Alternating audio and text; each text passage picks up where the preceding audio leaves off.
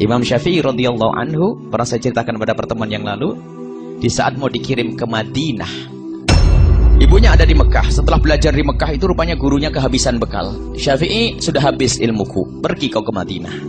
Waduh, ada murid kayak begitu, hebat benar. Saya pengen punya ilmu begitu sampai saya pengen punya santri langsung begitu.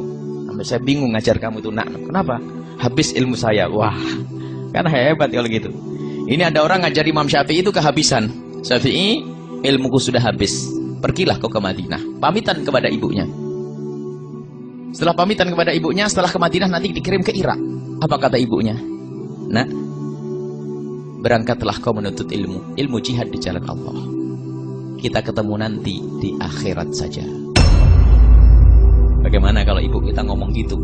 Dan saya masih ingat Umi juga pernah waktu itu, saya dengar cerita sebelum dari buku, dari ceritanya Umi. Berangkatlah kau Syafi'i, nanti kita ketemu di akhirat. Imam Syafi'i ke Madinah, lalu berangkat ke Irak. Di Irak tuh Imam Syafi'i bukan setahun 2 tahun, karena takut pulang ke rumah, nggak berani, karena belum dipanggil sama ibunya. Belum dipanggil sama ibunya. Di Irak menjadi orang alim besar, sehingga setiap rombongan dari Irak haji, ibunya Imam Syafi'i datang ikut haji juga.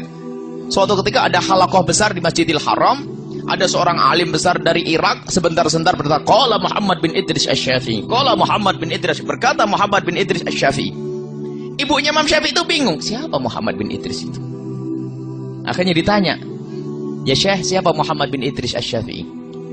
Sang Syekh dengan penuh kebanggaan, dia adalah guruku, seorang alim yang ada di Irak, asalnya dari Mekah ini. Ibunya kaget, ketahuilah ya Syekh, Muhammad bin Idris Asy-Syafi'i adalah anakku.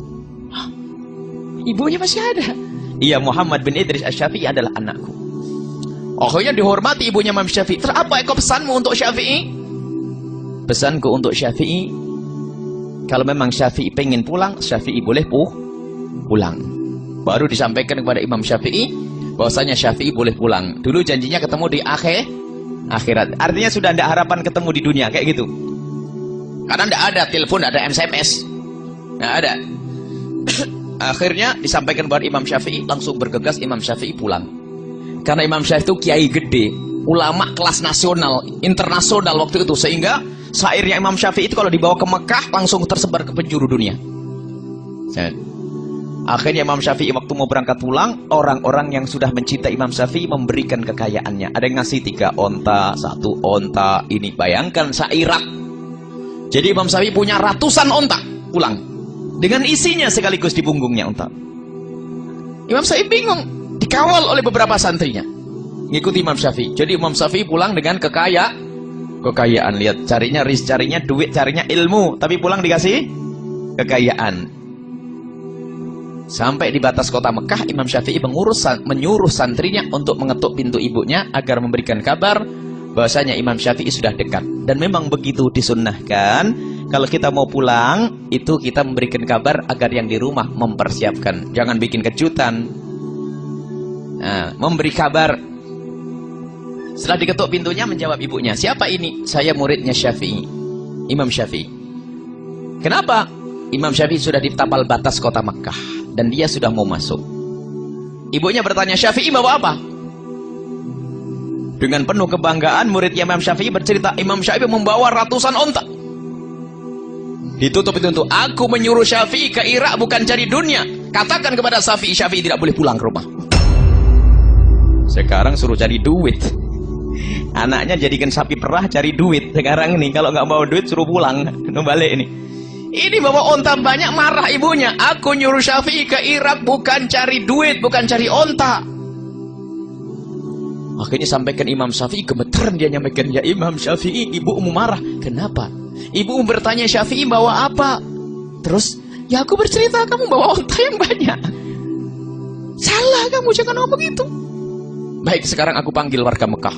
Semua ontanya, hartanya dibagikan kepada semua penghuni Mekah. Yang ada hanya kitab saja.